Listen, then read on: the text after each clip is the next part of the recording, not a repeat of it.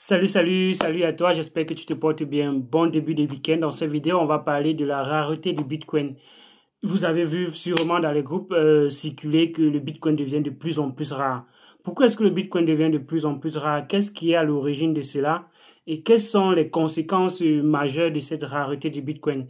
Donc reste jusqu'à la fin de la vidéo parce qu'on va échanger par rapport à cela aujourd'hui. C'est une courte vidéo qui va donc te permettre de comprendre qu'est-ce qui crée ces raretés-là et quelles sont les opportunités qu'il y a autour et que tu peux comme ça saisir pendant ces courtes périodes. Ça, bien évidemment, c'est pas pendant longtemps parce qu'après un certain temps, il y a des choses qui vont se passer et il y aura encore une quantité de Bitcoin qui sera encore majoritairement en circulation. Donc, reste jusqu'à la fin de la vidéo, tu vas comprendre déjà cela. Si tu es nouveau par ici, abonne-toi et active la cloche de notification pour ne rater aucune des vidéos sur la chaîne Elvis Conjo. On parle majoritairement de crypto. Ceux qui voudraient également apprendre, se former par rapport au trading, il y a déjà des vidéos sur la chaîne qui peuvent te permettre de passer de 0 à 1, acheter comme ça tes premiers cryptos. Et si tu veux te lancer dans le trading, il y a des vidéos pour le trading également. Si tu veux te lancer dans l'investissement, il y a des vidéos par rapport à l'investissement. Une formation a été faite là-dessus, tu peux la regarder. Elle est sur la chaîne, elle est disponible et elle est gratuite. Donc, j'attends juste de toi que tu t'abonnes, que tu likes la vidéo, que tu partages pour permettre de grandir la communauté comme ça. Et si tu n'es pas encore dans le groupe Telegram, que tu ne suives pas là-bas, le lien est en description de la vidéo. Si tu as des questions, tu n'hésites pas à les poser en commentaire déjà. Et dans le groupe ensuite, si tu veux un suivi personnel et l'avis des autres. Donc, présentement, ce qu'il faut savoir, c'est que ce qui se faisait jusqu'à présent, les banques et les institutions achetaient ce qu'on appelle disons des fonds de réserve. Les banques, les fonds de réserve achètent les matières premières ou bien achètent les métaux précieux pour garantir un certain nombre de services. Donc, quand on dit par exemple que le dollar est adossé, était adossé à un moment donné sur l'or, c'est parce que quand il y avait $1 qui était imprimé, il y avait une certaine équivalence de cela en or qui était stocké quelque part. Donc, c'est ça qu'on appelle généralement les fonds de réserve. Ça fait qu'on utilise des métaux précieux ou bien même les indices boursiers ou bien les actions dans différentes entreprises comme ça pour offrir les services financiers à des particuliers. Donc, quand vous allez à la banque prendre un crédit, qu'est-ce qui fait en sorte qu'on crée ce crédit? Généralement, c'est adossé sur quelque chose. Donc, ce que les personnes ont donc compris, c'est, bon, généralement, tout ce sur quoi c'est adossé, ce sont des choses qui prennent de la valeur avec le temps. Parce que si c'était adossé sur des choses qui perdaient de la valeur avec le temps, alors les banques seraient en train de perdre de l'argent, ou bien les fonds de réserve seraient en train de perdre de l'argent. Donc, quand c'est adossé sur quelque chose, généralement, ce sont des choses qui prennent de la valeur avec le temps, telles que les actions, telles que l'or, et ce qui fait en sorte que l'or prend de la valeur avec le temps, c'est cette rareté-là. On ne peut pas imprimer l'or chaque jour. Quand je dis imprimer, on ne peut pas trouver l'or chaque jour. C'est difficile de trouver et on en a de plus en plus besoin, que ce soit pour les montres, que ce soit pour les sacs, que ce soit pour les bijoux, que ce soit pour les outils de décoration et autres. Donc, on a besoin de l'or chaque jour. Mais on en trouve moins, ce qui fait que l'or devient de plus en plus rare. Et comme ça devient de plus en plus rare, c'est comme ça que l'or prend de la valeur avec le temps. Donc les banques, ou bien les institutions, les fonds de réserve sont adossés sur quelque chose qui prend de la valeur avec le temps. Mais aujourd'hui, il y a donc possibilité également, plusieurs personnes ont compris que le Bitcoin était également considéré comme une certaine valeur qui prend un certain actif ou bien quelque chose comme ça qui prend de la valeur avec le temps. Et comme ça prend de la valeur avec le temps, on peut donc comme ça décider d'utiliser l'or comme fonds de réserve. Donc on peut donc stocker le Bitcoin comme ça. Bon, si j'ai dit l'or par exemple, vous m'excusez, je vais parfois mélanger l'or Bitcoin, mais ils ont compris qu'ils peuvent donc comme ça stocker le Bitcoin pour que ça prenne de la valeur avec le temps et qu'ils peuvent donc garantir un certain nombre de services par rapport à cela. Donc, présentement, à l'heure où je parle, il y a donc la compagnie Grayscale, qui est un fonds de réserve du côté des États-Unis, qui a acheté déjà plus de 20 milliards l'équivalent en Bitcoin. Donc, ça fait environ 72 000 Bitcoins qu'ils ont comme ça acheté comme fonds de réserve. Et leur but, justement, c'est d'acheter quelque chose et de stocker. Et comme plusieurs banques et institutions et fonds de réserve achètent comme ça les bitcoins pour stocker, ça fait qu'il y a une rareté qui se crée sur le marché. Donc la rareté qui est créée sur le marché présentement, c'est parce que des banques, des institutions, des fonds de réserve sont en train d'acheter le bitcoin pour stocker. Et quand on stocke comme ça, le but, bien évidemment, c'est que ça prenne de la valeur avec le temps. Et ce qu'il faut également comprendre, c'est que quand ça va prendre de la valeur avec le temps, généralement, ils revendent à un moment donné pour profiter bien évidemment de cette prise de valeur-là. Et quand ils vont revendre, c'est clair qu'il y aura encore beaucoup de bitcoins en circulation. Il y aura moins de rareté que présentement et probablement la valeur va encore baisser. Mais quel est déjà un avantage, ce qu'on peut profiter, ce qu'on peut déjà comprendre et saisir comme opportunité à l'heure actuelle, c'est que la rareté du bitcoin fait en sorte que des personnes se tournent vers ce qu'on appelle donc des alternatives. Ils trouvent donc des alternatives, ils se tournent vers des alternatives au bitcoin parce que le bitcoin est également utilisé dans notre quotidien. C'est utilisé pour faire des achats, c'est utilisé pour faire des emprunts, c'est utilisé pour la finance décentralisée, c'est utilisé pour les transactions, c'est utilisé pour sécuriser même déjà la valeur de ces actifs. Quand peut-être tu as de l'argent au lieu de mettre dans un compte bancaire, certains préfèrent déjà comme ça avoir le bitcoin chez eux à défaut d'avoir quelque chose qui perd de la valeur avec le temps parce que l'argent perd de la valeur avec le temps. Donc, à défaut de cela, les gens utilisent donc et achètent donc les bitcoins pour également conserver leur valeur ou bien sinon augmenter leur valeur avec le temps. Donc voilà l'utilisation quotidienne. Et comme c'est utilisé de façon quotidienne, on comprend donc qu'il y a donc une forte demande. Il y a une forte demande, mais il y a une forte offre. Une faible offre qui est donc liée au fait qu'il y a moins de bitcoins qui sont minés chaque jour.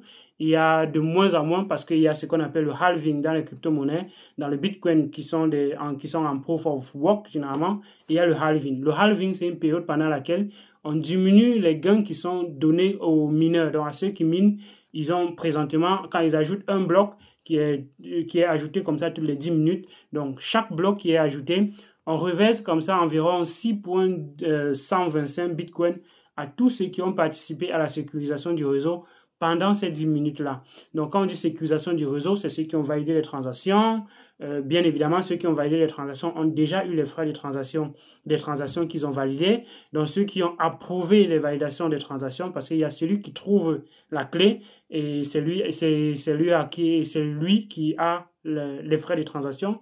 Mais il y a également d'autres qui valident que cette clé est vraiment la clé qui permet d'ouvrir et de vérifier ces transactions. Donc, c'est eux-là qui participent également à la sécurisation du réseau.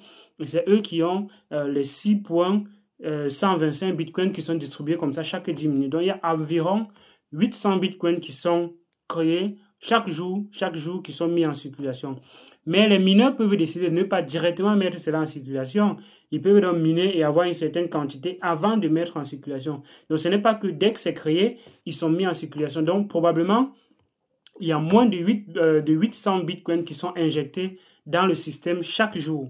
Et comme il y a moins de 800 bitcoins qui sont injectés dans le système chaque jour et qu'il y a de plus en plus d'entreprises, d'institutions bancaires, de fonds de réserve qui achètent les bitcoins pour stocker, donc il y a donc une forte demande par rapport à ce qui est donc fourni. Donc l'offre est inférieure à la demande.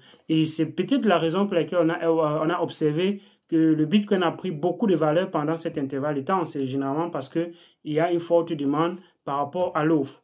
Donc, une conséquence, bien évidemment, c'est le fait que les gens vont se tourner vers les altcoins. Les altcoins sont en train également de prendre de la valeur tellement ont pris déjà x2, x3 à l'heure où je suis en train de faire cette vidéo. Donc, parce que les personnes sont en train de se tourner vers les alternatives, ils ont compris que le Bitcoin devient de plus en plus rare, devient de plus en plus cher. Alors, ce qu'on fait, comme dans la vie normale, dans ce qui se passe au quotidien, quand quelque chose est dû, généralement, on cherche des alternatives. Et c'est donc pour ça que les alternatives, les altcoins, sont en train, d'une certaine façon, de prendre de la valeur. Donc, il y a déjà un certain indice par rapport à cela, c'est la dominance du Bitcoin. Parce que quand on va dans CoinMarketCap, on voit la dominance du Bitcoin. Quelle est la puissance du Bitcoin dans le marché, dans la capitalisation des crypto-monnaies totales? Donc, présentement, cette capitalisation a baissé. Bon, pas forcément la capitalisation totale parce qu'il peut toujours avoir une même capitalisation, mais la dominance du Bitcoin a clairement baissé. Si vous regardez les précédentes vidéos, j'ai fait une vidéo où on était à 71% de dominance du Bitcoin. Et présentement, on est à moins de 68% de dominance du Bitcoin.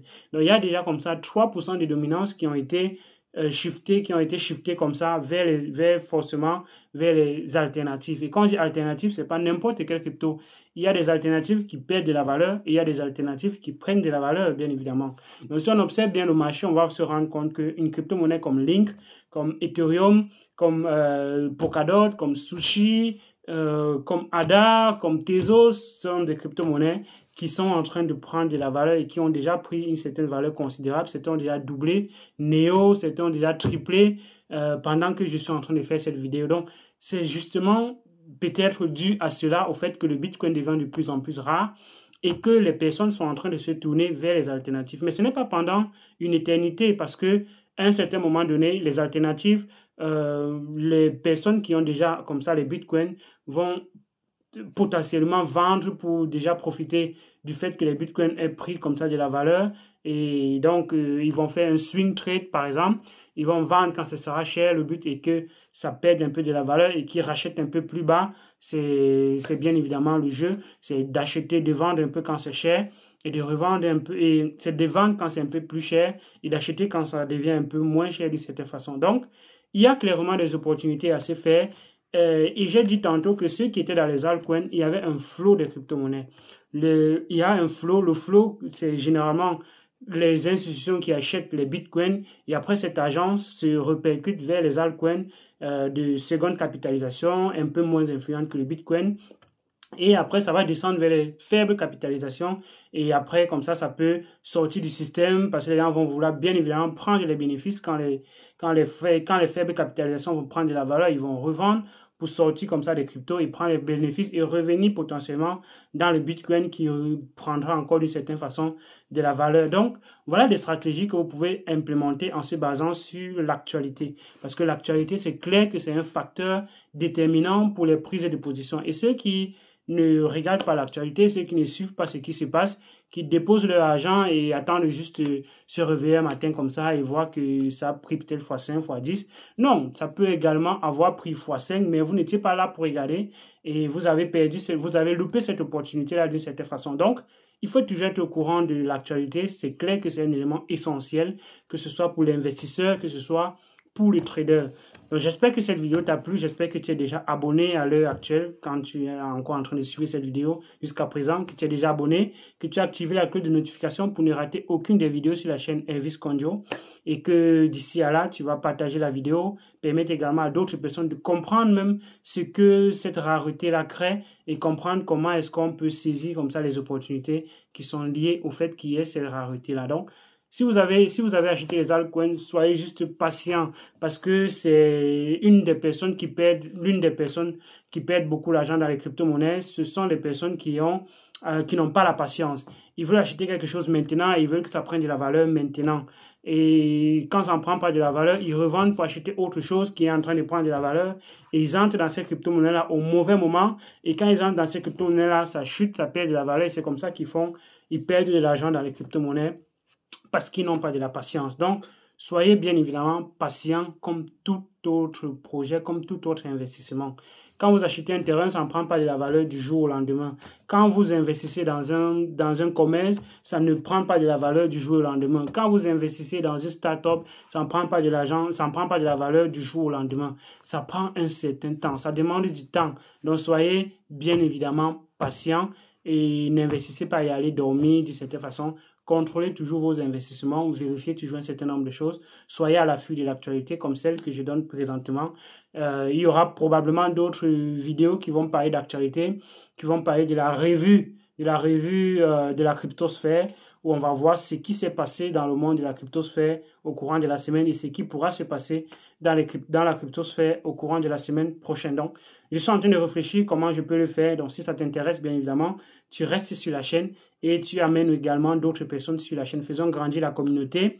Donnons-nous pour objectif d'atteindre 100 000 abonnés à la fin d'année 2021. C'est possible, j'y crois, et ce ne sera possible qu'avec toi qui regardes ces vidéos. D'ici là, porte-toi bien, bonne fin de semaine. On se voit demain pour le quiz. Demain, 10h, heure du Cameroun. Ne rate pas le quiz. Tu auras la possibilité vraiment de répondre aux questions. Si tu as bien appris ce qu'on s'est déjà dit jusqu'à présent, tu vas donc répondre aux questions comme ça en direct et gagner les Tezos qui seront distribués gratuitement demain. Donc, à demain, 10h, porte-toi bien et ciao!